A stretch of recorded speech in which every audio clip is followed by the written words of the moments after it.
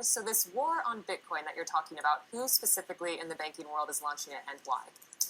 So what's happened last year is a syndicate of 42 banks all got together to try and essentially create their version of Bitcoin that works within the banking system. One of the huge benefits of Bitcoin is that you can transport money globally for virtually free anywhere in the world to anyone that's got an internet connection, but you don't need a bank or a government guarantee in order to perform that activity. So what the banks have done is they've now got together and put together a syndicate because throughout 2015, Bitcoin was the highest performing currency.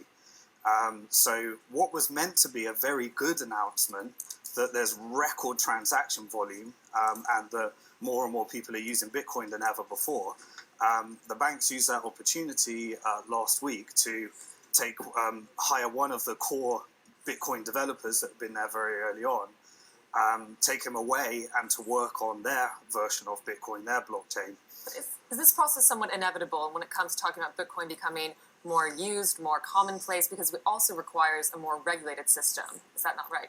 Well, Bitcoin it's hard for people to understand, but Bitcoin is actually regulated by maths and code. It works. The financial institutions that use Bitcoin certainly need to be regulated, but the currency itself it works extremely well.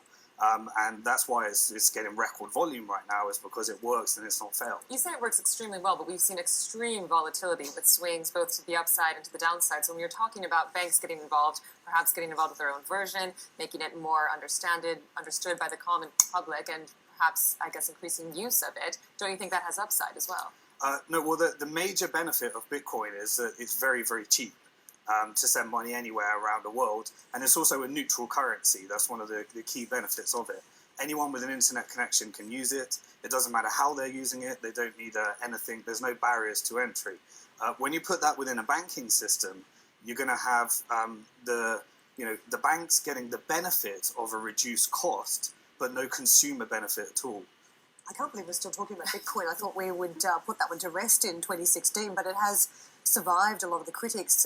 But there was fresh aim taken at Bitcoin from an industry insider, which is kind of unusual because it's more outsiders that take a swipe at the currency. And this time, Mike Hearn has been writing about the fact that size limits have not been expanded, and he basically thinks a lot of the fundamentals are now broken. He says whatever happens to the price in the short term, the long-term trend should be downwards. So do you think he's got a point?